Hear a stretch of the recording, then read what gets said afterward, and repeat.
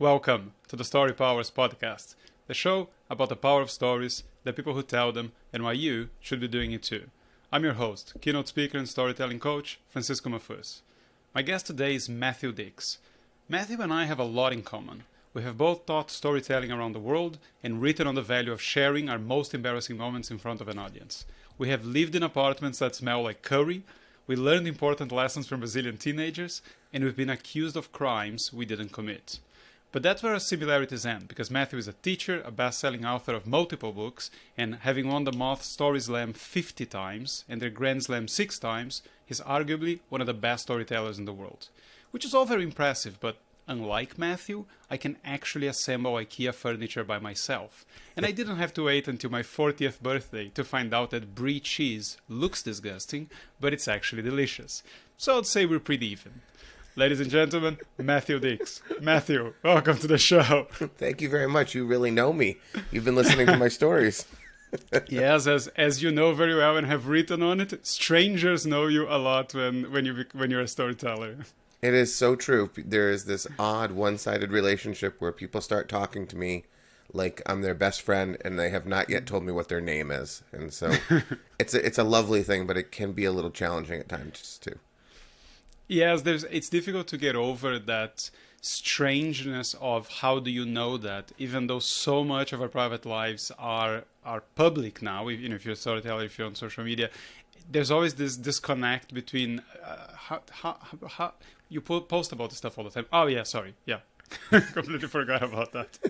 It's very true. And oftentimes I wonder, have I played golf with you when I told that story? Or did you see me on a stage? Did I have dinner with you once? Because that context matters too. You know, if I had dinner with you and 10 other people and you heard the story, I feel like I should remember you. Whereas if I was standing on a stage in front of 2,000 people, I don't have to worry so much about not knowing you. And I guess that there's also the fact that the type of things you share and I share to some extent, they are not your run-of-the-mill holiday anecdote about something funny that happened. You know, you're sharing very vulnerable things. And I wanted to show you my book cover because I think you know, also knowing liking superheroes, I think you identify with this feeling. So this is the cover of my book. Oh, that's great. It's very it's very accurate. I mean, that is sort of what we do, you know, and that's why people remember those stories. If you tell a clever little anecdote that makes people laugh a little bit, it's a forgettable anecdote. Whereas if you share something deep and vulnerable and meaningful and authentic, that's why 3 years later people say, oh, I know you, because they remember those important stories. Yeah, and I realize I'm being impolite to the people that are just listening to this other than watching. And the cover of my book depicts a Clark Kent type of character ripping his shirt open like Superman would, but instead of the Superman symbol, what you see is the ribs in a pulsing red heart. So, and the book is called Bear: A Guide to Brutally Honest Public Speaking. So one of the things that because I just finished reading your book and I really like it. It's amazing. I'm going to tell you how much I like it near the end because I want to talk about what I think is the most important part of the book. But what I wanted to start talking about is this idea, this misconception that a lot of people have that I used to have not that long ago. Because I mean, I wasn't originally a storyteller. I was into public speaking, so I did a lot of that. And I remember that we had these competitions that came around every few months. And, you know, I had won a competition telling about the story of my first marriage. And then there's another one which was about my dog and a robbery. And then at some point the competition came around and I thought, I don't have any stories. Like I've already told the big ones. So I haven't got anything else. So I just, you know, I know you have very strong opinions about this. So I wanted to talk about that for a moment. Yeah, I do. I mean, I had the same feeling initially when I started storytelling. I made a list, you know, and the list was 15 or 20 items long, which were those big stories I thought I would tell. But as I started going to storytelling shows and competitions, I quickly realized that a lot of the storytellers I was watching, they were sort of rolling out the same chestnut every night. You know, I started hearing them say the same stories over and over again in different venues to different audiences, but I just thought, I don't want to be like that. You know, I don't want to be a person who has 20 great stories. I want to have an infinite list of stories. And So I began some strategies and processes to find stories in my life. And as you know, now the list that used to be 15 or 20 items long, I think right now, I checked it yesterday, it's 684 items long, which is in addition to the 140 different stories I've told on stages. There's now 684 stories waiting to be crafted and told. And I'm not special in any way whatsoever. I don't have a more interesting life than most people. I'm not doing things. Well, we can challenge that conception. Having been told famously that you had the worst life, I think you had a more colorful life than most. But and I want to talk about your strategies. I want to save that to the end, because I think that's, to me, that's the most important thing that I wanted to talk to you about. But there's a ton of other stuff I want to cover as well. So one thing I wanted to have you explain a bit better is this idea that, why people are wrong about this. And I think in your book you use an example of someone talking about a trip to Tanzania. So I have the story about my trip to Tanzania. Why is that a terrible idea, and why is that not how you should think of a story? Sure. So when you tell stories like those travel stories, or when you think of stories like that, what happens is people sort of come under the impression that stories are a reporting of the events of our lives in a set period of time, which is really not a story at all. If someone says to you, how was your vacation, and you begin outlining the day-by-day accounting of your vacation, you've now ruined that relationship with that person, because nobody wants that. So stories aren't about the stuff that happens to us over time. Stories are simply about the changes that take place within us. I always say they come in two forms. They're either realization, which is to say, I used to think one thing and now I think another, or they come through transformation, which is I used to be a kind of person and then some stuff happened and now I'm a new kind of person. And that happens to us all the time. And those really are essentially what we need to be telling when we're looking to tell stories, as opposed to, here's some stuff that happened to me. Oftentimes when we tell the here's the stuff that happened to me story, it's simply confined by the time period. In the classic sense of an elementary school student, which is who I work with, their stories tend to start in the morning when they wake up, and they tend to end at the end of the day when they go to bed. And again, that's not a story, that's just a counting of your boring day that we don't really want to hear. And so we have to focus more on the changes that take place in our hearts and our minds, and the way we feel about the world and the way we feel about ourselves and the people around us. Sometimes there are things happening at that same time, but what I love is that so often the stories that I tell are reflective of what's happening in my brain. And if you were watching me in one of these deep and profound moments, oftentimes you would never even know I was in the midst of an important story of my life, because I could be paying a cashier or sitting on a bench or just listening to someone say something to me. And meanwhile, inside, everything is stirring, and that becomes a story. So a lot of times it's not necessarily what we're doing, it's what we're thinking and what we're feeling. And we all think and feel, regardless of whether you're a hermit who lives in a house and never leaves, or you're a person who bungee jumps every Saturday. You're going to have stories. I have talked about this often, and I usually tell people that it's not about what happened, it's how you felt about what happened. And I think you describe it in a better way, particularly for the stories that most people think they should have, which is, I think the line you used was, they see the big when they should be looking for the small. So the example everybody loves to use, and you have used as well, but you actually know someone who did it, is the whole Everest thing. And I think you said something like, climbing Everest is an adventure story, but actually being changed by having climbed Everest would be a great story. If you just go I've actually worked with two storytellers who have climbed Everest, two people who stand on stages and describe that process. Yeah. And both of them understood inherently, I think because they had been telling the story for a long time, that it's not a relatable story to other people. No one's going to climb Everest in your audience, or it's very unlikely. So to connect to people on a climbing Everest level is very challenging. Instead, what I teach them to do is, what things happened along the journey that are utterly relatable, that express vulnerability and authenticity.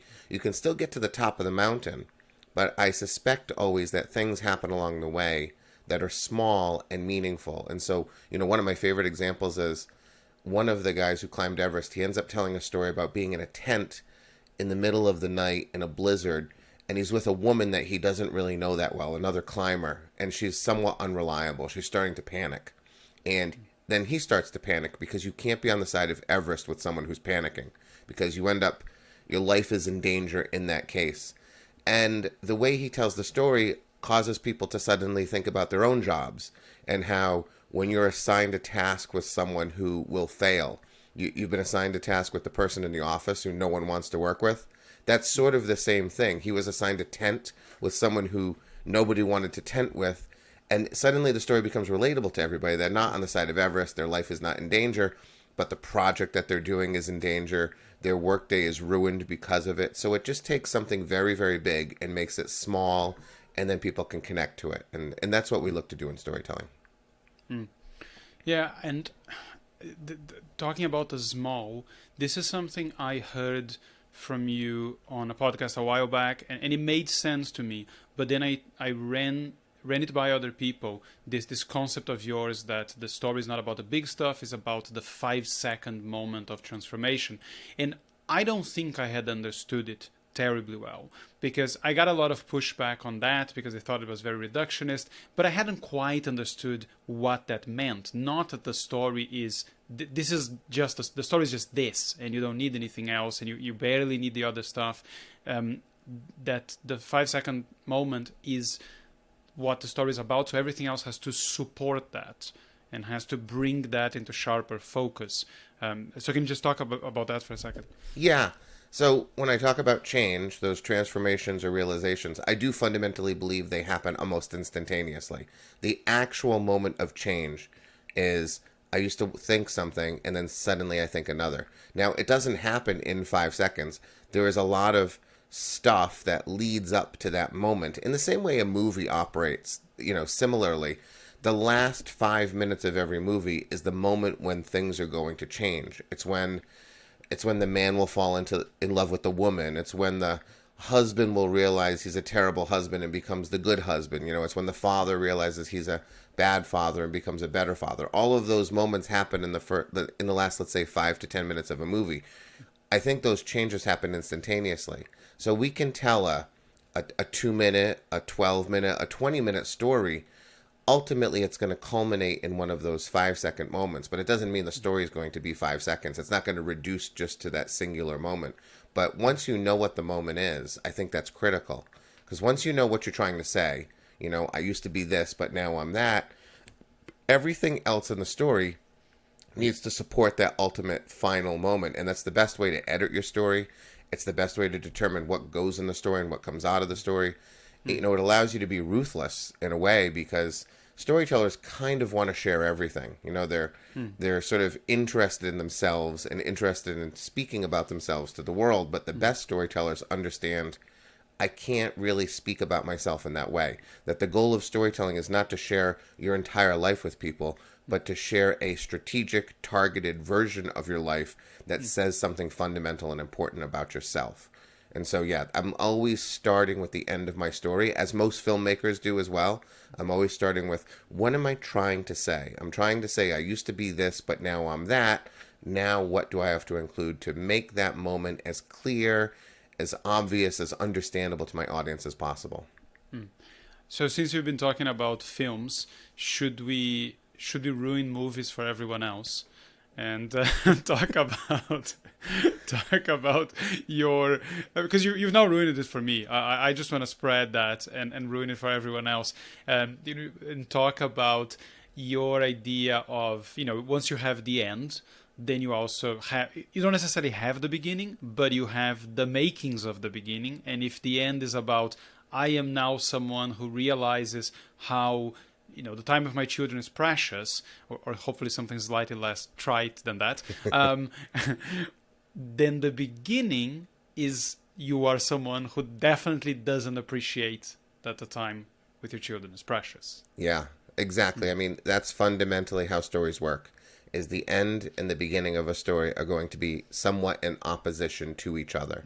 And so once I find the end and I say, here's what I'm trying to say, I realized that my son is a jerk, for example, right?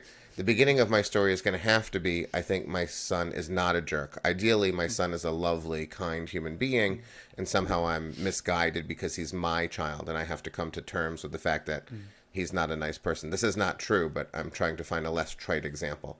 Sure. But because of that, when you're watching movies, the way to ruin your movie, the reason why my wife doesn't allow me to speak during movies is that once you understand this concept, you can watch the first 15 minutes of most movies and many television shows too, and essentially know how they're going to end. It doesn't mean that the story is not entertaining.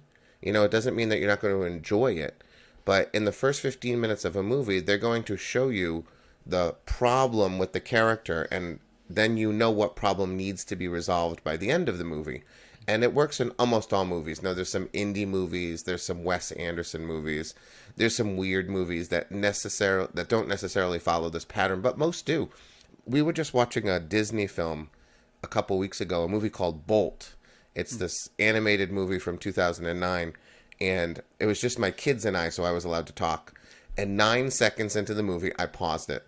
And I said, this is a movie about a dog who needs to find a home, and he needs to find some friends along the way. And my kids looked at me and they're like, Dad, the movie started like 9 seconds ago. How do you know that? And I said, well, that's clearly Bolt. It's the dog that stars in the movie, and he's in a window, and it's a window of a pet store, and all the other animals are being taken home, but he is not. And therefore, that is what this story is about.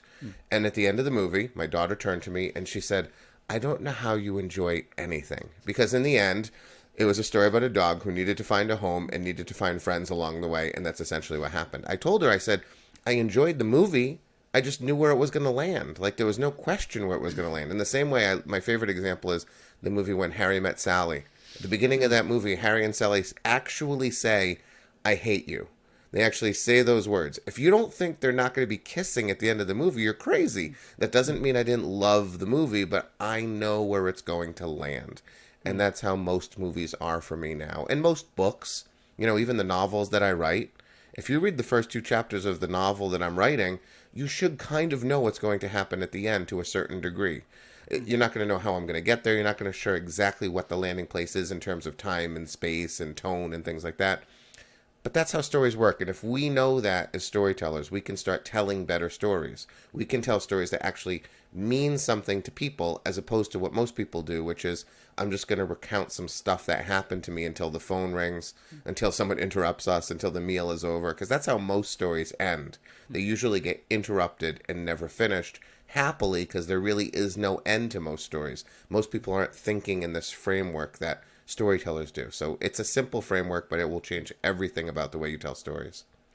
I find that what you just described is not, I don't find it that enigmatic or not necessarily a superpower that, if you spot that the person is lonely at the end of the movie or the dog is lonely, we kind of expect that they hopefully won't be lonely by the end. That's the clear problem in the movie. I think in stories you call that the elephant, Yes. the elephant in the room.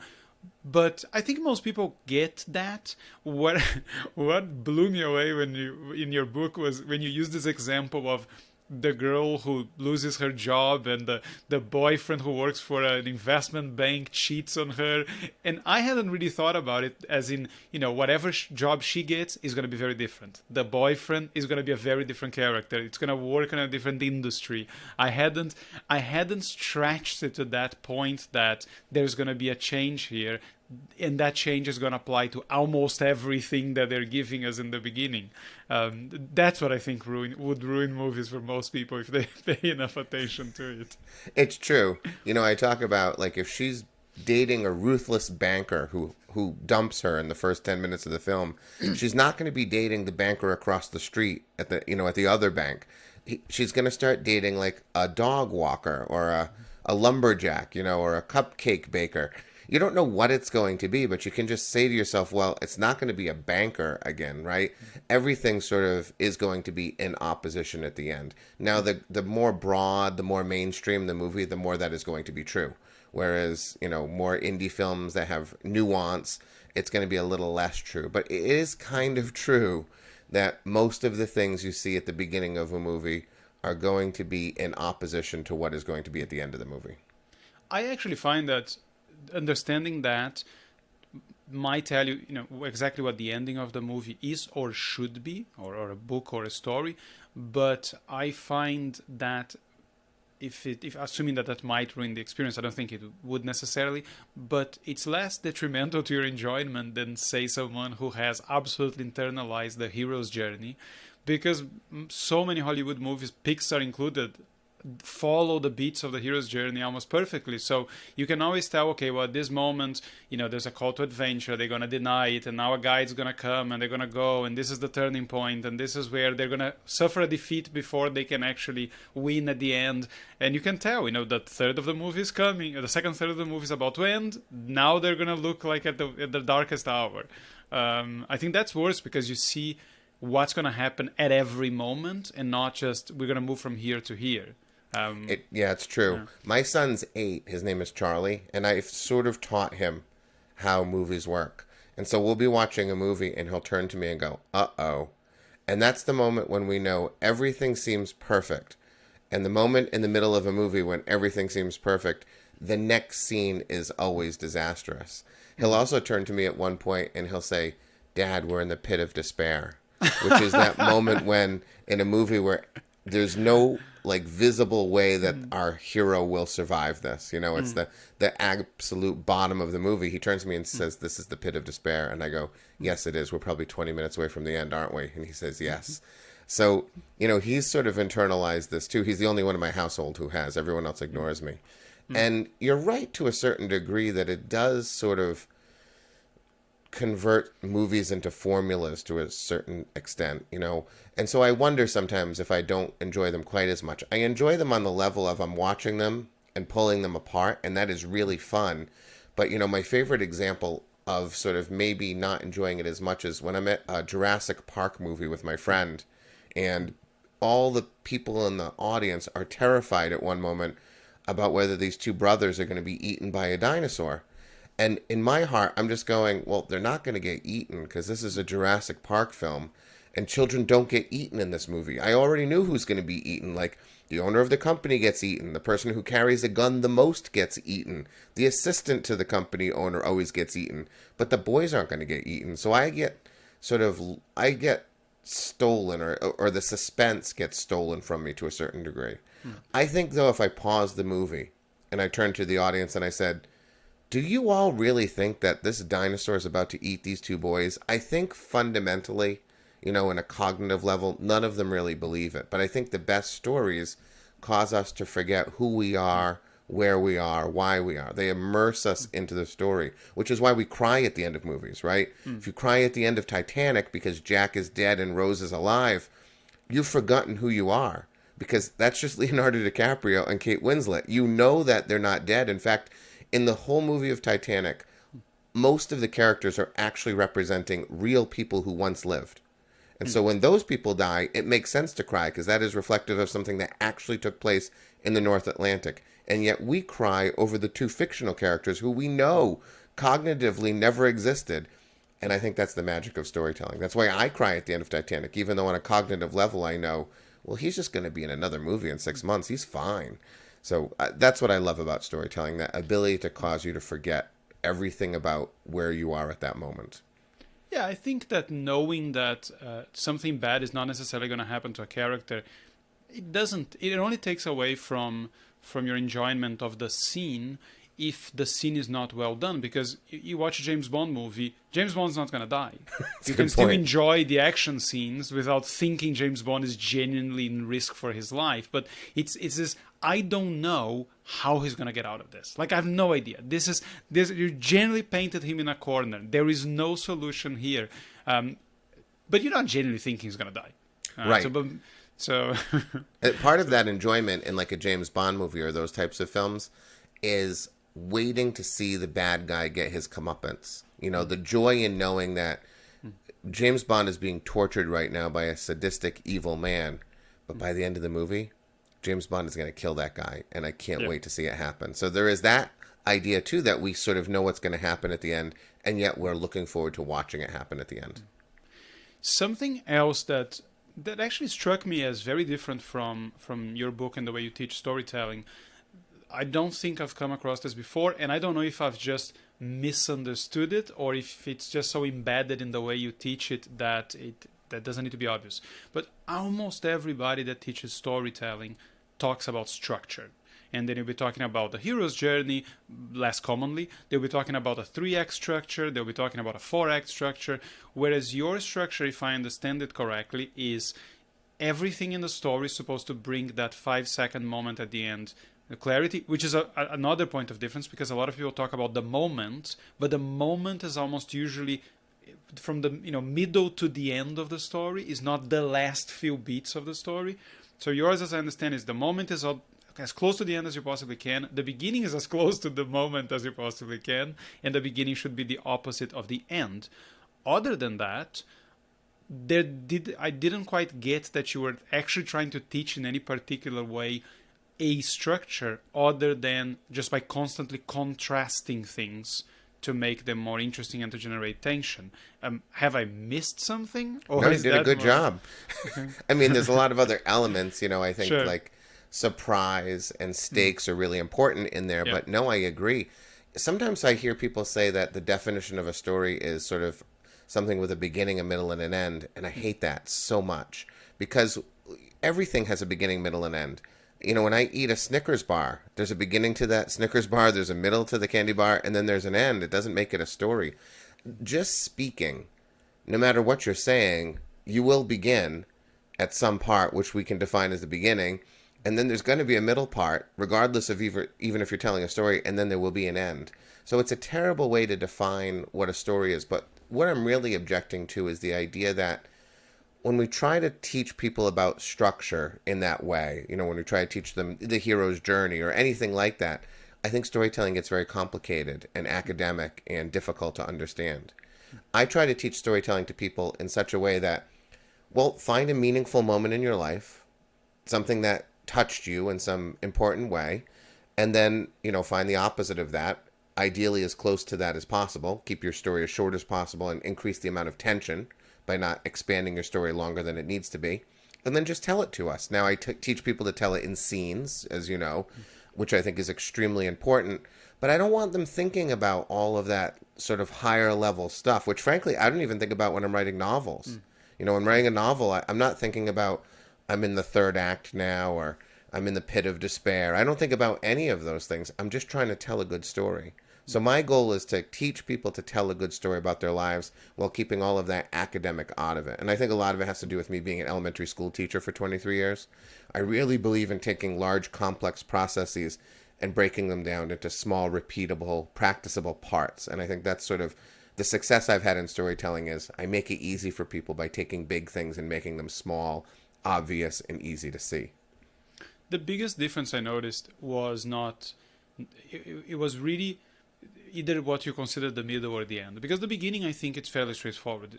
Most people think that the beginning is the setup or the context. You do that. You are genuinely telling us who you are and where you are, more importantly, where you are. And I think you almost always tell us when you were. So I think that's fairly straightforward. Where I think is the big difference to me, and it's something I'm still getting my head around because I plowed through your book in the last 3 days when I knew this was happening today, was that there's usually this idea that you have, give us some context. Now tell us what really happened, what's the problem, how did you solve it, or whatever. And then there's this idea of the consequence or the outcome or the resolution. Whereas in your stories, the moment you change, the story ends. Yeah, just about. Yeah, you should pretty much end your story as close to that as possible. I fundamentally believe that the moment you change is the most important thing you're going to say.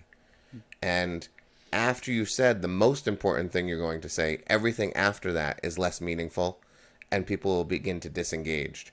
So I'm just trying to land on a moment where people go, oh, and that's it. Now I'm done. Movies, I think the best movies are the same way. I love to tell people, like, when Luke Skywalker blows up the Death Star in Star Wars, right? That movie is just about over. We're going to have a brief throne room scene where Chewbacca doesn't get a medal. But there's still a lot of things at play in that movie. Like, the Empire has not been destroyed. Darth Vader is still alive. There's still a whole bunch of stuff that can be dealt with. They could have had scenes where they talk about what's our next steps, all of those things. Nobody wants it. Once the Death Star blew up, everyone's mind was already thinking about the drive home. And, that is Luke Skywalker's moment. That is the moment when he rejects technology for religion. He embraces the Force. That is his moment of realization and transformation. Han Solo has a moment at the same time where he goes from selfish to selfless. He returns to save his friend rather than going to do the thing he needs to do in order to save himself. So once those moments happen, we really don't need any more, because that's what we were waiting for. That's what we wanted. When Harry and Sally kiss at the end of that film, the film ends 42 seconds later. And we don't have to hear like what their marriage was like, what their wedding was like. We don't need any of that. We just need to know Harry and Sally kissed.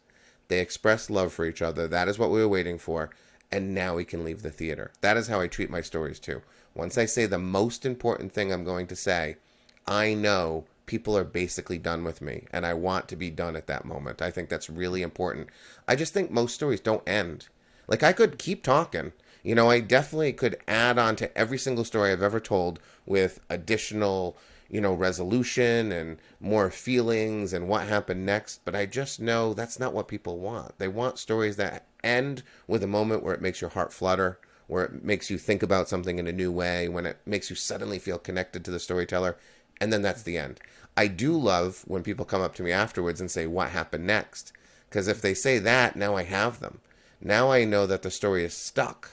It's not something where I've told a story, they can forget about it and walk away. I've told a story, and now it's sort of rattling around inside them, and they need to know more. And that's the best part. Wanting to know more means you've really connected with them. The story's going to live inside them for a longer period of time. Yeah, and I think that ties into a concept I believe you called I don't think you called it as a specific concept like the elephant, but you mentioned it, a coat, like you want to put a coat on the audience that they'll carry around. So what the story shouldn't do is resolve itself perfectly, because if once resolved perfectly, the audience okay, fine, that's done. Whereas if, arguably Star Wars, you want to watch what comes next because there's still more to come. Whereas we don't want that. We don't want the audience thinking, I need to hear the second part of the story, but you want them carrying the story with them. And a story that is too well resolved won't allow them to do that, right? Exactly. Yeah, I love that coat metaphor that I used. I feel like when I'm telling a story to someone and putting a coat on them, and the harder it is to get that coat off, the better the story was. Star Wars is a great example because the bad guy's still alive. Darth Vader is still alive. There's also this weird love triangle, which when we watch the first movie, we don't know whether Luke is going to end up with Leia or Han's going to end up with Leia, and they don't resolve that love triangle. Ultimately, we discover there's a brother-sister here, so the love triangle gets resolved. But there are a lot of questions at the end of that movie, which lead to the next movie. I just want the same thing for my stories. I want there to be questions at the end. I want people to be wrestling with it. I want them to hear me tell a story about a time I worked at McDonald's, and then the next time they're in a McDonald's, they're thinking about me. They're thinking, oh, I remember that guy told the story about being in a McDonald's. And I think if there's great resolution at the end of the story, I think if everything's sort of all tied up in a bow, we forget those stories. The best example is so many people in the world will pick up a book, read it, and then 5 years later pick up a book and they'll be 50 pages into it before they realize, wait a minute, I think I've read this before. That book ended up with all the knots were tied at the end because you were able to put the story away and completely forget about it. I want my stories to be unforgettable in the way that people are still wondering about a few things at the end of every story. Okay, so I 100% understand that. I buy it.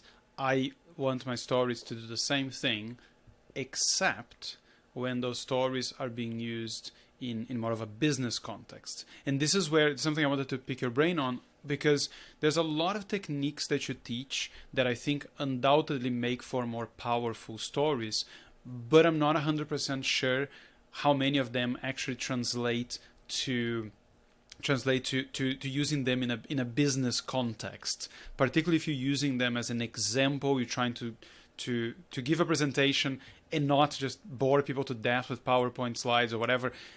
So, for example, one of the techniques you talk about that I'm slowly coming around to is telling stories in the present tense instead of in the past, which I think to a lot of people sound really odd if it's outside of a storytelling context. So I say, what? This stuff happened to me yesterday. I'm in the shop it just sounds a bit strange than saying I was in the shop. So that's one of them. The other one is this idea of telling always either your story or your side of the story. And there was one more that I had in my list that I wanted to check, which because you said people don't learn. They can learn about you from other people's stories. So that's fine. That's not actually my point. But yeah, so those I think. Oh yeah, is the introduction. Because you railed against using a thesis statement. Saying this is a story about whatever, or this is about change, and then telling the story. But those three things, I think, either the present tense and the telling other people's stories, you probably wouldn't do it in the present tense in business. I think you tell plenty of other people's stories when it's in a business context, and you. I think if you don't have I know someone who calls this a relevance statement, just a line to connect the conversation we were having with the example I'm about to give. So how do you square that? Because I know you've worked with businesses. So do you think, am I wrong here, or do you just have to switch some of those techniques around from, normal storytelling to, say, business storytelling? I think some changes have to be made, but not as many as I think you suspect. The present tense, I would argue, only feels weird to you while you're using it because you're not accustomed to using it. I use it all the time. I think you hear it all the time, actually, and you're just sort of not aware of it. I think it's very normal to say, so I'm in the bathroom, and you're not gonna believe what just happened. I'm in the bathroom, and this guy comes up to me and tells me this. That feels very normal to me. I think Sure. the weirdness comes from the fact that we don't usually use it. A lot of times, I think the discomfort that storytellers have is because they're using strategies that are unfamiliar to them. They don't typically come out of their mouths. And yet, if they really pay attention to the way the world is operating around them, they'll discover that a lot of people are actually speaking in this way. In fact, the best storytellers, I think, are speaking this way. The problem is not many people are very good storytellers. So they revert to the past tense, for example, as opposed to pushing it into the present tense whenever possible. So I think that one, I teach business people to use all the time, the present tense when possible. It's not always possible, especially when you're telling other people's stories. Although I'm a minister who does weddings, and when I tell stories at weddings, I tell the stories of other people in the present tense, and that really works well. So it's possible. I think that although we do have to tell other people's stories in business, and that is very much true, and I teach people to do that all the time, I'm sort of obsessed with the idea that you should still kind of be talking about yourself in some way. So one of my favorite examples is I'm working with this Silicon Valley tech company that you interact with on a regular basis probably. And the marketer I was working with came up with this brilliant strategy on how to market her company and this new pivot that they're making.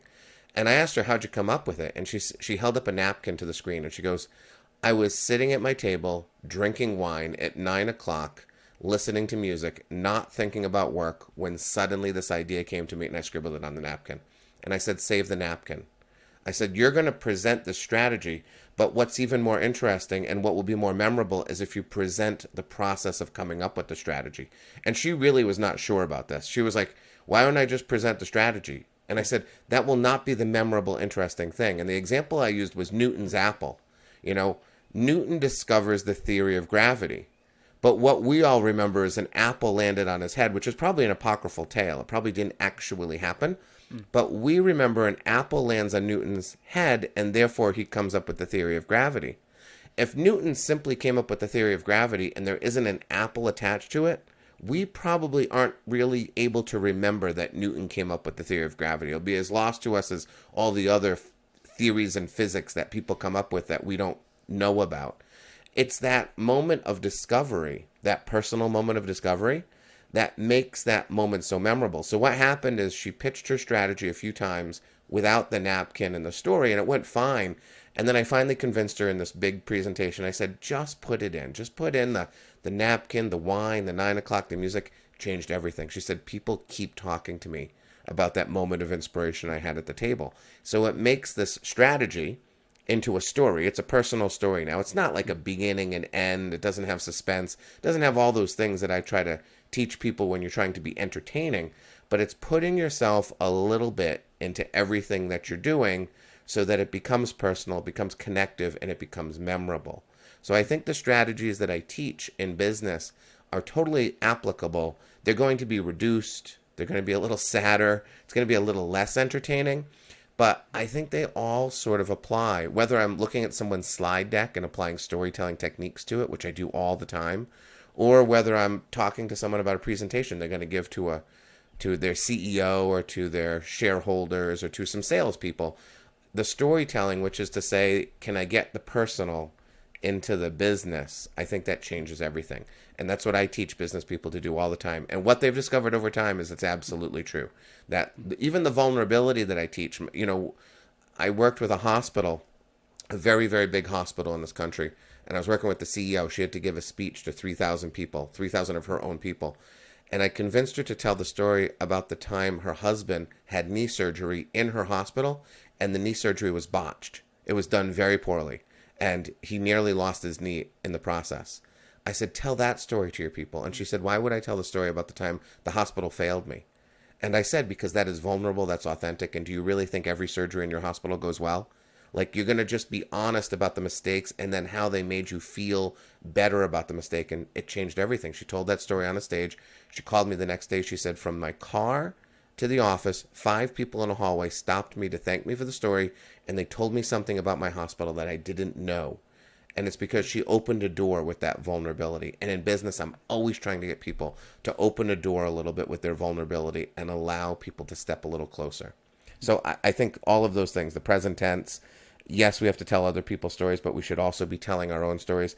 And the thesis statement, sometimes we need it, in business. Sometimes we have to say, like, I'm going to tell you 3 things, and 3 things about how to make this product more whatever. And it is unfortunate that we have to do it, but whenever I can, I flip it. Whenever it's possible, I say, hold back, a little bit. Hold back the reason why you're saying things and make that the last thing you say whenever possible. Steve Jobs would do it. He'd always say one more thing. His one more thing was always the best thing about his whole presentation, right? And he never said, one more thing, I'm going to tell you something about music and the iPhone. He said, one more thing.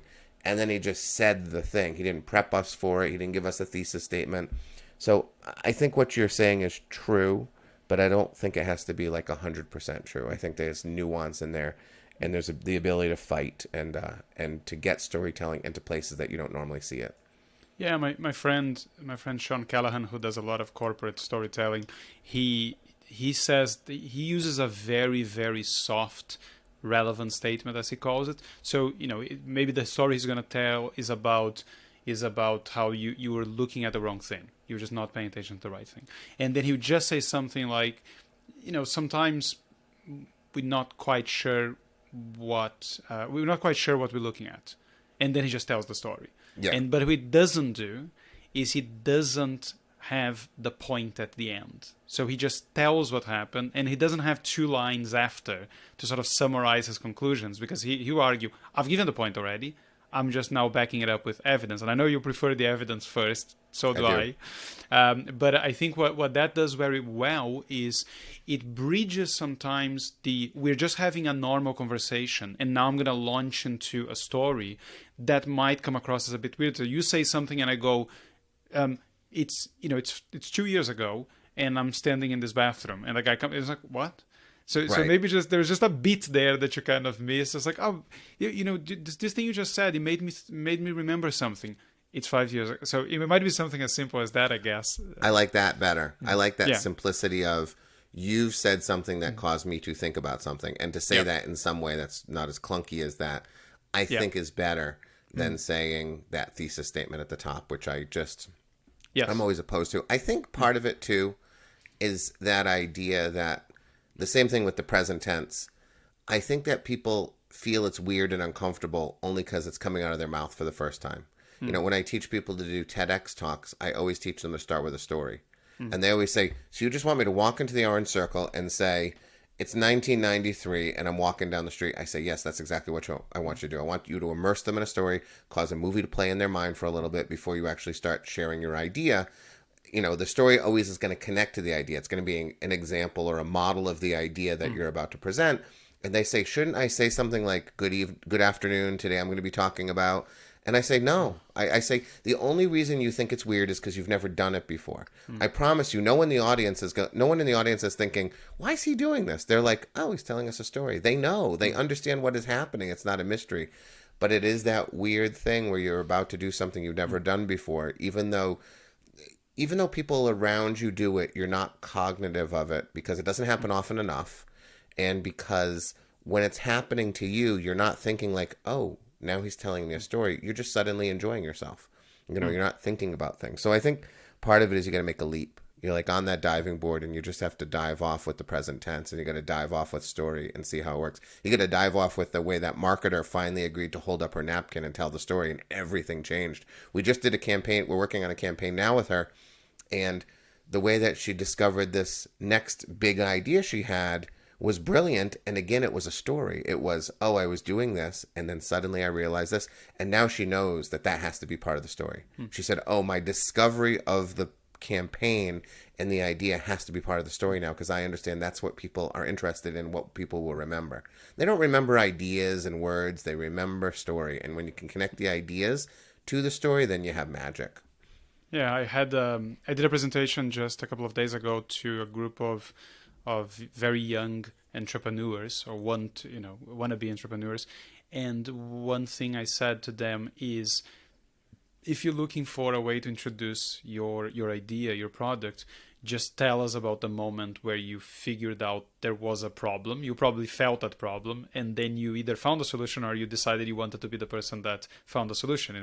The pretty much every origin story of every company, and in this presentation I talked about Airbnb, and I talked about Spanx, and I talked about a few other ones. They always start with, I was doing this, I was broke, I needed money. There was this big conference in San Francisco, and I realized, well, what if, there's no hotels anymore? What if I rented out like an air mattress in my living room, right? And then, solved my problem, solved their problem. All of a sudden, maybe there's a business here. So yeah, and I've gotten people over the, I don't want to just start with the story argument by giving them science. And I said to them, listen, I do the whole evolution thing, and how I give the example, like a silly example of like someone almost being eaten by a saber-toothed tiger and telling the story, and someone finding different mushrooms in the woods, trying them, and having a very different 7 hours after that. And I say, a story was something that was either going to save your life or improve your life. So your brain has evolved to pay more attention to stories. And the marker of a story is time and place. So the moment you say, it was 2 years ago, your brain goes, hold on, a story's coming. This could help save my life or improve my life. And now you've got people's attention. That's it. You can be more dramatic in that beginning, but the moment you say that, the brain all of a sudden perks up, because it's primed to do so evolutionarily. So, again, that's... No, I like that.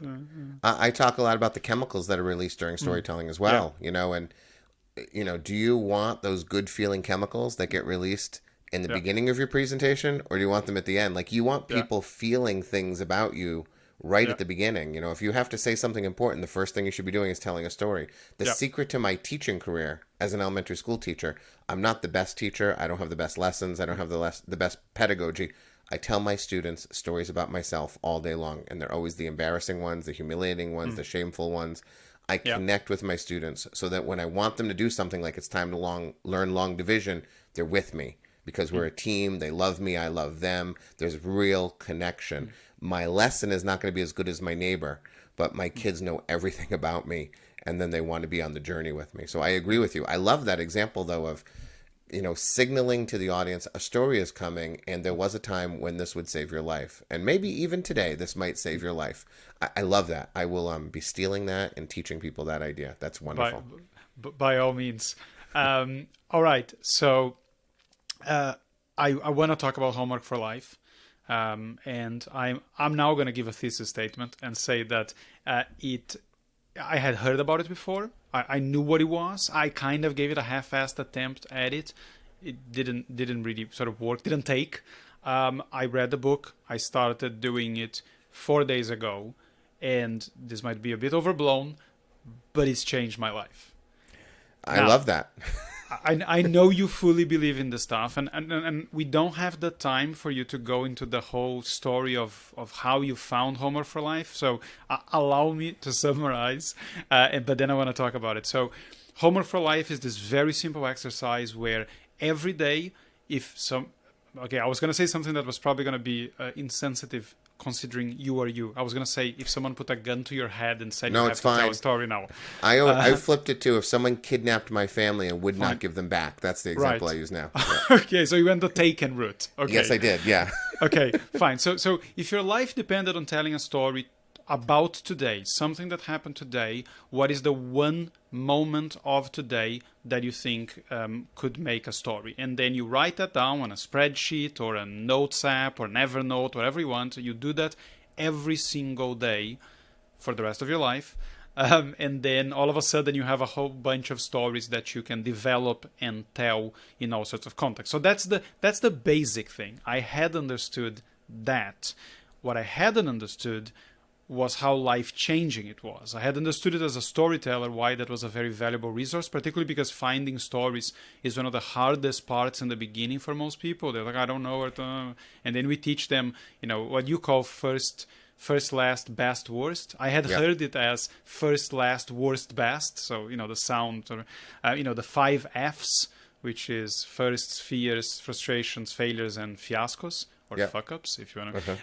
And all those things work, but none of them have the life-changing impact of Homework for Life. So why is that life-changing? Well, I think the problem in this world is twofold. One is we get trained to think about everybody else. We worry about our kids, our spouses, our jobs, our bosses, our friends.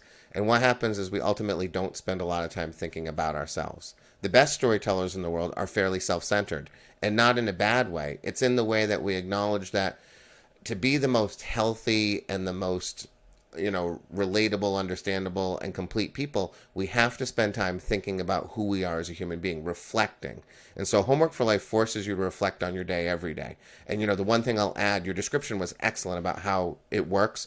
The one thing that I think is really important is it has to be short, because I believe in repetition and short, easy, actionable strategies. So I use a spreadsheet because I don't want people writing more than 5 or 6 sentences. I don't want them to write the whole story. So part of it is the willingness to be reflective about yourself and looking at your day. But the other tragedy of our lives is that things happen to us all the time. Story-worthy moments happen to us. People say things that change the way we think. People say things that hurt us or help us. We look at the world in a new way, or we change. And sometimes when we're lucky, we might recognize the moment. We might go like, ooh, I just had a moment. And then invariably what we do is we throw that moment away like it's trash. We don't make any attempt to actually hold on to the things that mean something to us. So I just did this exercise with a company yesterday. I said, take your age and then subtract 12. Whatever that number is, think about that year of your life. And I said to them, how much do you remember from that year of your life? And I just watched all their faces. They all sank. Because that's what happens. We lose entire years of our lives. We can't actually speak about what happened in the 31st year of our life. Tell me stories from the 31st year of your life. They're like, and you'll get something eventually. And maybe if you had a kid that year or you changed a job, you might have a few more stories than other people. But we just throw our time away like it's nothing. We throw our memories away like they're meaningless, when really they are probably the most precious things we have. So Homework for Life is the opportunity for you to never lose a day. I'm not actually asking you to capture the whole day. We're going to let moments go for sure, but every day is going to get marked by at least one moment that might be slightly story-worthy. And oftentimes they're not story-worthy, but it's on those days when there's nothing that's really happening and you're forced to find something. That's when you build the lens. That's when you start to see stories better. That's the hills that you climb on the bike, the days when it's really hard. And then you'll discover, you're only 4 days in, but you'll discover other things, like you'll crack open, and the memories you have forgotten from your past, they'll start to spill in. But that's the point. I have. So this that's already happened for you. It's so yes, a ton of stuff You're is coming advanced. back. Well, I've been doing the story stuff for a while right, now. That's true. Yeah. Not for as long as you, but I've been doing it for at least about the last 15 months. That's been pretty much my sole focus, apart from the rest of my life and my children and my wife. Yeah. but yeah, so my experience with it has been that So I'm sitting down and I'm thinking, okay, what was for day 1 and 2 was okay. So what of today was, and then I thought, okay, well, this is what I did more or less. Okay, well, that's that moment I was talking to I was playing with. So I'm sitting down with Olivia, who's my 1-year-old, and she is playing with these tiny little toys, and sometimes playing with children can be a bit boring. Yeah. It's just like, she's one, and I think my phone is on the other side of the room charging. Maybe I can grab it, and at the very least, I can like put a podcast on in my ear, and then this won't be so boring. But she's trying to eat the toys. She's putting them in her mouth all the time, and I think I either put them away and just ruin her game, which I don't want to do because her mom is gone for another 2 hours, and I need to keep this child happy, or I just stay here without my phone. And I just chose to stay there, and it was great. An hour flew by, and we had great fun, and I don't think I would have done that if I had let myself get up and get my phone. Right. And I get up and get my phone, literally, not metaphorically, every day, as most of us do. And then these things that we think are boring or horrible, we just don't get to experience them. Or at least we don't experience them with any type of attention. So this was day 2, I think. Day 3, I went to pick up my oldest from the school bus, and as soon as she started doing something, I thought, hold on, maybe something's gonna happen here.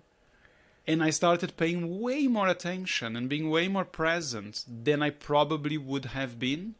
And that to me is incredible, because you started looking for the moment. So, Right. I have to do my homework. Can I do it now? Do I have to wait until the end of the day? And that attention just gives so much more value to those experiences, because you start turning them over and going, well, I think this is special. Why is it special? Right. And I love that. That's been my experience with it. This was day 3. Day 4, stuff started coming back. Yeah. Oh, it started coming back. That's great. Yeah. I love the way you said I started turning it over. I think sometimes what happens too is something happens to us and we don't actually take a moment to think about it. My son the other day, he's doing a Lego set, this 801 piece Lego set next to me. And he turns to me and he says, "Dad, whoever invented Lego is a hero." And like, as a parent, you just want to capture those things, which is great for Homework for Life. I immediately entered into my Homework for Life. It was hilarious. And then I turned it over, as you described.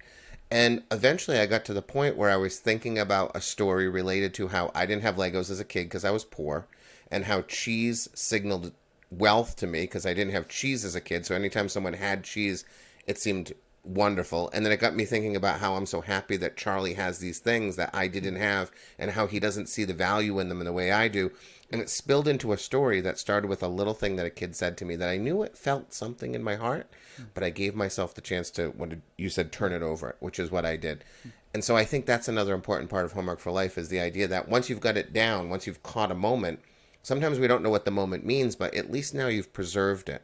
And maybe, like what you're doing, you can sort of consider it in the moment and see what it means to you. But even if you don't consider it in the moment, sometimes we're in the middle of our stories. Sometimes I record something that seems meaningless, like it won't be a story at least.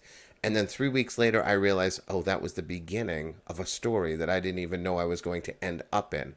But if we don't do this, if we don't take 5 minutes at the end of every day and record these moments, we lose everything, and we lose the narrative of our lives. What will happen to you, I hope, over time is I rarely have a day where there's one moment recorded now. Most of my days are 3 or 4 or 5. And maybe one of them is a memory, but most of them are just, I had a thought. That's one of the best Homework for Life moments, which people don't initially understand, is just I just had a new idea. Nothing happened to me. No one even said anything to me. I was sitting in my car driving down the road, and suddenly I thought, oh, that's interesting. And that becomes a moment for Homework for Life. And sometimes that's a story. Sometimes I do stand-up, so it becomes a stand-up bit. It becomes an essay. If it becomes none of those things, it just becomes a record of the day. I don't lose a day ever again. I can go back for the last 11 years. One of my favorite things is to get on a plane that doesn't have Wi-Fi. I'll open up my laptop and I'll say, I'm going to relive 2016. And there's not a single entry in my 2016 homework for life that doesn't bring me back to that moment, that doesn't cause me to see the place and the people and all of that. And to be able to do that, to go back to a full year of your life and have it something from every day, the value is extraordinary. And then the number of stories that will begin to pile up. I quickly became a person who didn't have enough stories to tell, and now I don't have enough time to tell all the stories I want to tell. And that's a wonderful problem to have. Yeah, this idea of things coming back to you. So not only there is obviously we're using our brain in a different way, we're shaking things loose, but it's also this idea of trying to make sense of things. So I was, working on some sort of origin story for myself, which I think is the hardest thing to do. I help other people do it for them. It's terrible to do it for yourself. And then because there's a big transition. I've done a lot of work I worked for a long time in finance, and it was a job that paid really well. And now I've gone down the storytelling, speaking route, and I was just trying to make sense of things in my head. And then one of the things I said to someone was, I said, my mom, through great sacrifice, put me in a fancy private school. I mean, my mom didn't have much money. I didn't lack for anything, but there wasn't much money, and it's great. I went to this great school. But the problem when you go to a school that is more expensive than your parents would have been able to afford normally is that you have less money than everyone else.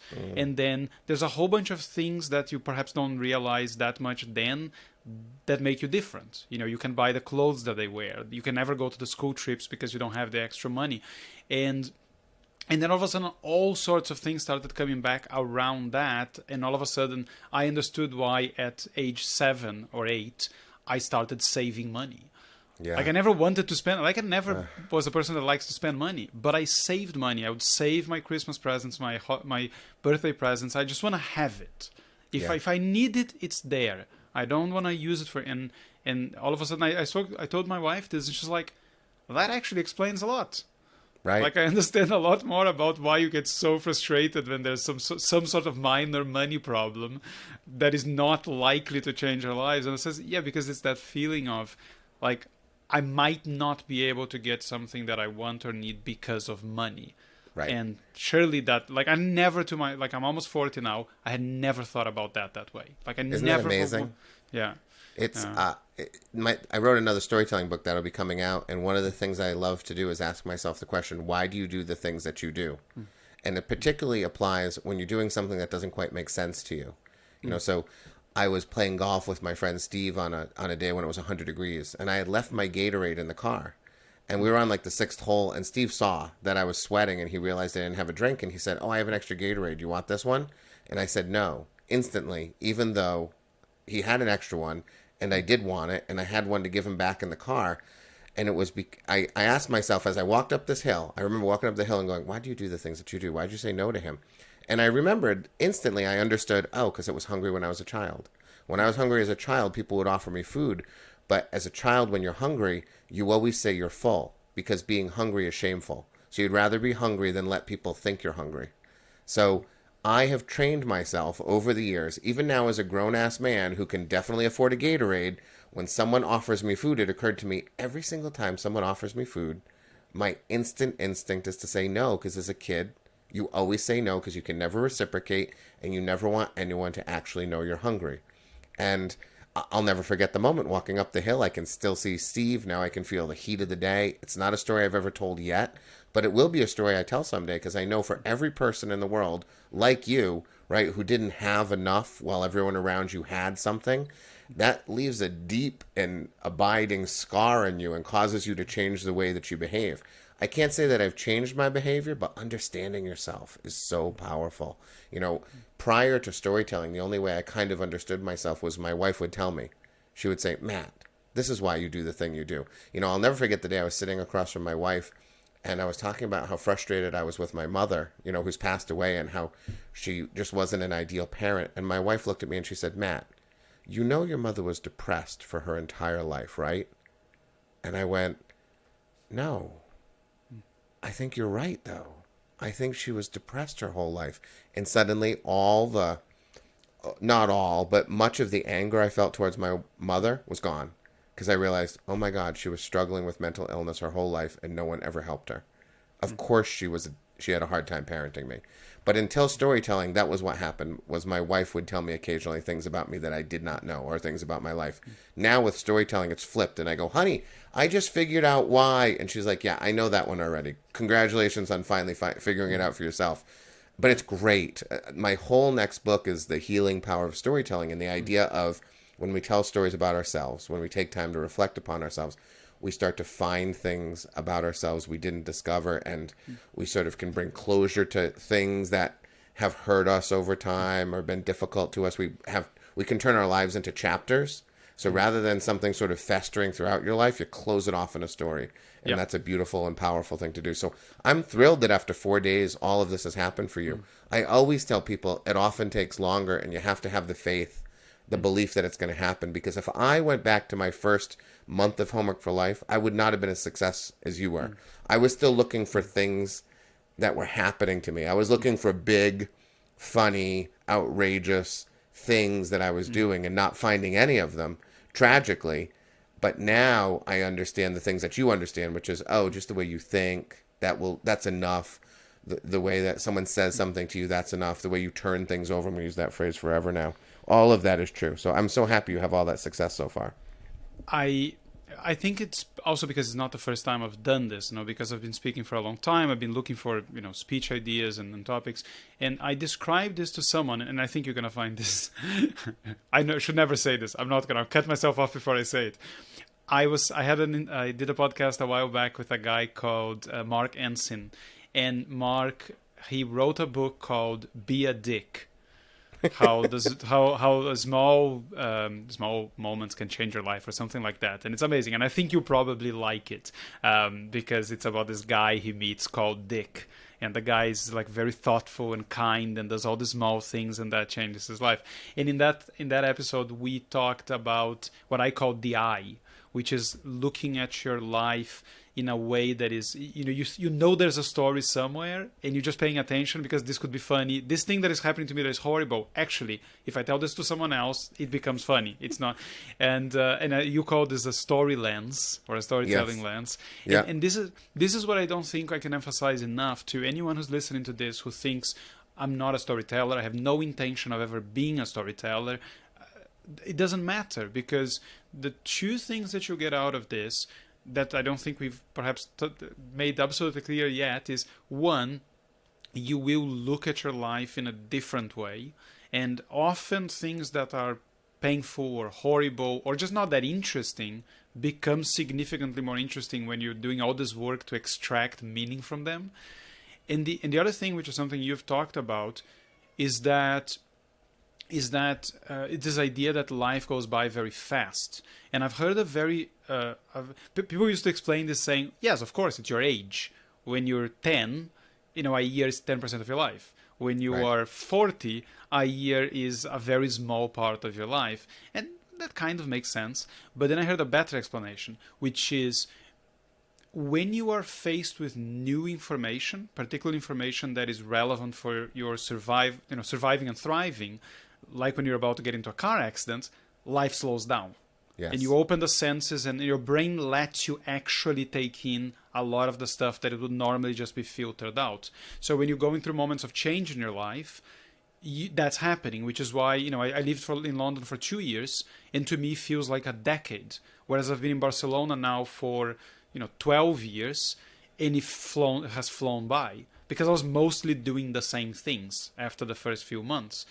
And what Homework for Life does, or not necessarily Homework for Life, but this idea of looking for stories in your life does, is you are adding detail to all the stuff that would normally just be an everyday experience, or an average day, which means that all of a sudden it's not a day like, it's just a normal day.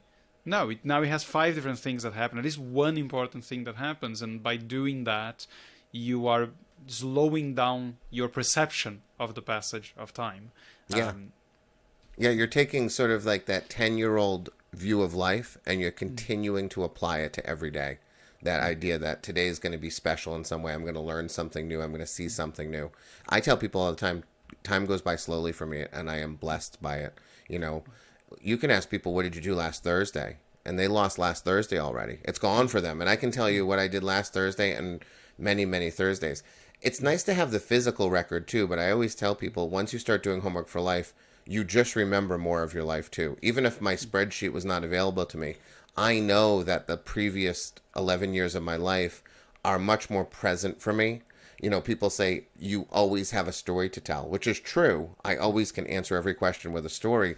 But a lot of it is that I am now so present in my life and so aware and thinking about the things that are happening to me that it's easy for me to come up with lots of little stories and bigger stories to tell. Whereas most people, if they lose last Thursday, anything that happened on last Thursday is now lost to them. That content that they could have brought to the moment is now gone forever.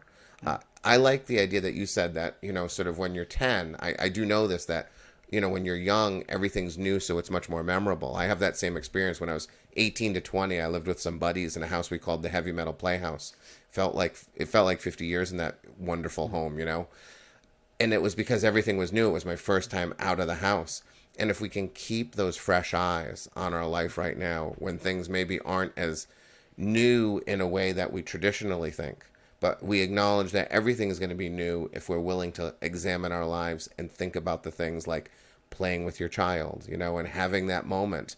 And, you know, the thing you didn't say that I think is also just as important is the moment you had with your daughter with those toys, it will be gone forever if you don't do Homework for Life. And what happens is she's going to be 18 someday, and you're going to be surrounded by a bunch of parents who are going to say, where did the time go? I can't believe it.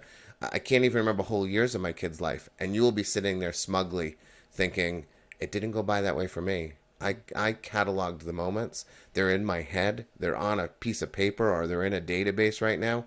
And everything felt more real and more present, and I was more alive because of it. And I really believe that. Sometimes people like to apply the term mindfulness to Homework for Life.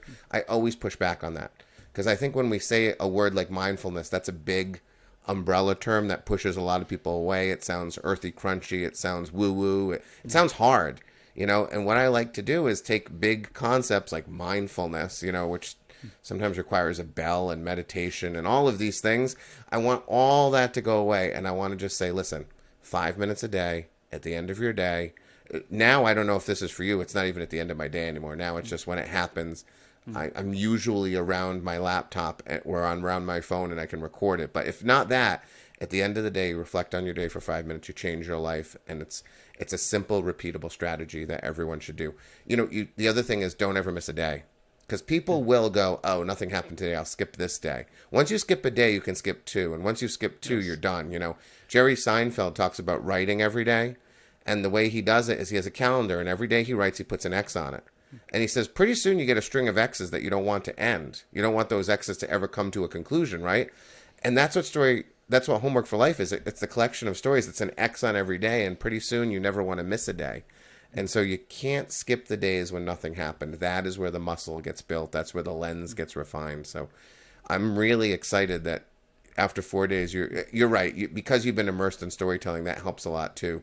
But I think it's great. I love hearing the success stories that people have. And honestly, there is not a day that goes by, not one day, where I don't get an email from someone around the world saying, I've done Homework for Life for 100 days and it's changed my life. I've never gotten the email that says, I've been doing Homework for Life and it makes me feel worse about my life. No one's ever sent me that email. There's never been the spiteful, you've wasted my time email. So I always tell people that you're not special. When people think like, oh, I don't have stories, this isn't going to work for me, I always say, why do you think you're so special?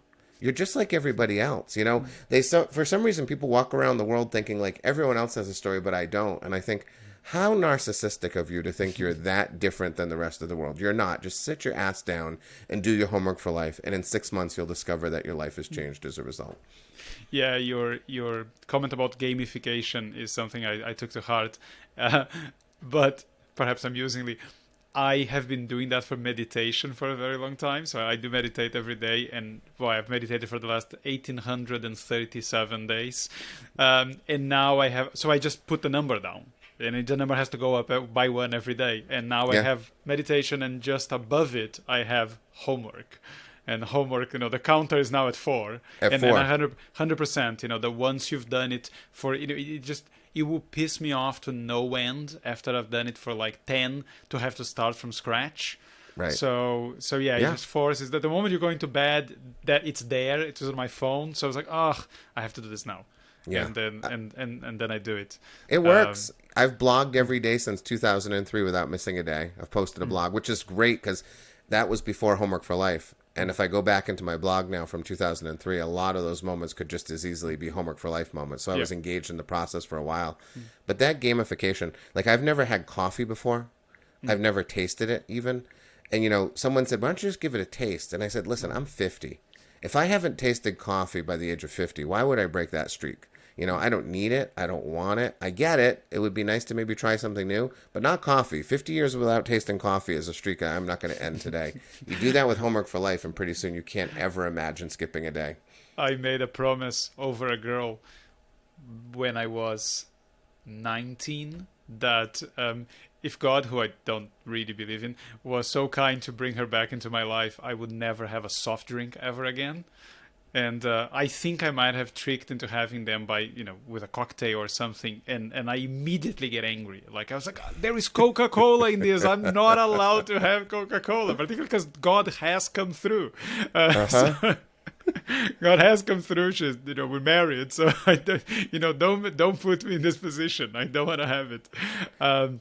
Yeah, and That's one funny thing that you've committed to God, and I don't believe in God either. I sort of want to, but can't find the way to do it. But yeah. it's funny that you've committed to God, even though you don't believe in God. I think this is just desperation. This Yes. is just last chance saloon. Right. I thought, I might as well throw it out there. Who knows? Right. Yes. That's that's Pascal's theorem wager, says you might as yeah. well believe in God because what if he Yeah. does? I Yeah. always think he's going to know that I did Pascal's theorem. Like he wants actual faith, not like conditional faith in case. Oh, I mean, but I've made the commitment and I'm sticking to it. So I think I'm Yes. sticking to it more because I'm stickler for not letting myself down and being the sort of person that not goes through with things than Right. necessarily a fear of the divine. But that was the form it took when it happened. Yeah. And just one thing on something you said that I know it's an objection some people might have in their minds. About you said mindfulness, and I would also argue that it's not the same as mindfulness because mindfulness about being present is not about recording things, Yeah. and it's not, and also it's not the same as having a record because a lot of people say, oh, but we take tons of pictures, and that's fine. Pictures could somehow be homework for life if you're sitting down with them and figuring out what they mean. Because if I were Right. to have it, like you could actually generally go to your phone and have the last 5 years there, but if you never actually sit down and extract meaning from it, you don't remember those pictures. You have to go Right. back to the phone every time. So instead of having this memory that's now crystallized in your brain and having changed the way you feel about the world or yourself or your family or your friends, it's just there, and you're probably never going to look at it again. So the meaning part of it, the extracting meaning from it, I think is the essential part because if it's not just the recording of it. Right. I would say most of my Homework for Life moments, the best ones, are not photographable. It would be climbing the stairs and suddenly hearing my son say something, and that's it. Can't get a photograph of that. I do love photos, though. I take lots of photos, and one of the things I do, which is Homework for Life is once a month I print out 30 photos from the previous month, and I put them on the refrigerator and on this board behind my kids, this magnetic board. I change it in the morning. I get up at 4:30 in the morning. I change all the photos, so when they come down and my wife comes down, they see all the new photos.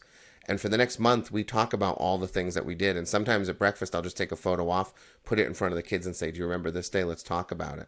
Which is the idea that we're going to return to these days. We're not going to lose them. We're going to think about them. Sometimes I even find new Homework for Life moments in the photos. I'll look at the fridge and go, that day I didn't record it in Homework for Life, but now that I think about it, it really means something to me. So I'll add it in. So I don't think there's anything wrong with the idea of I'm capturing my life through photos too. But I do think that you're making a big mistake in thinking that all the moments that we have in our lives that are worth remembering are visually available to us, when I think most of the time it's the stuff that's going on in our brain and we can't take pictures of that. And also that photographs, or the way we take photographs, particularly in the last few years with social media, has not become an accurate portrait of life. So the pictures you might be looking at a whole bunch of happy family pictures, and that's not really the reality. So again, you might want to convince yourself that it was, but then you wasting all all the things that really happen, that genuinely have impacted your life and you don't even realize. And if all you're looking is a nice whole bunch of pictures of good looking, smiling people, you're not going to get the same value out of it as when you record the rest of your real life, warts and all.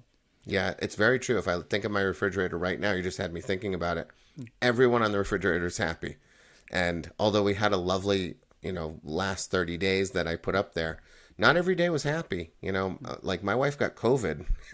We don't have any Alicia got COVID photos, oddly, right? Because she was isolated for 10 days in her room and she was not taking any selfies. So you don't capture all of the meaningful moments. You're right. You have a very curated version of your life, which is everyone's happy all the time and they're looking pretty good. And we know that's not the truth. Yeah. Matthew, I have a feeling we could talk for a lot longer, but I want to be mindful of your time. So I'm gonna link to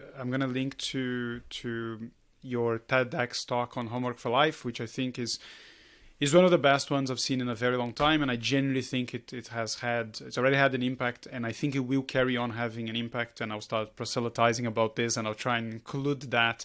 A lot of the work I do is not. I don't know how easy it's going to be to get it in some of the work I do, but I'll find my way to spread the word on that, because I think people love saying that things are life-changing. I think that's very exaggerated. But I do genuinely believe that this thing you struck upon is genuinely life-changing, and it's worth spreading to as many people as possible. So yeah. Thank you. I thank you for that, and I thank you for your time today. This has been fantastic. Thank you. It's been a pleasure, and you're right. I could talk to you forever. Storytelling is a great topic to speak about, and I appreciate everything you've done. I look forward to reading your book. I've written down the title, and I'm going to be checking it out. So thank you. Thank you very much. And all right, everyone, thanks for tuning in. Take care of yourselves, and until next time. Right, so if you can hang in there for a second.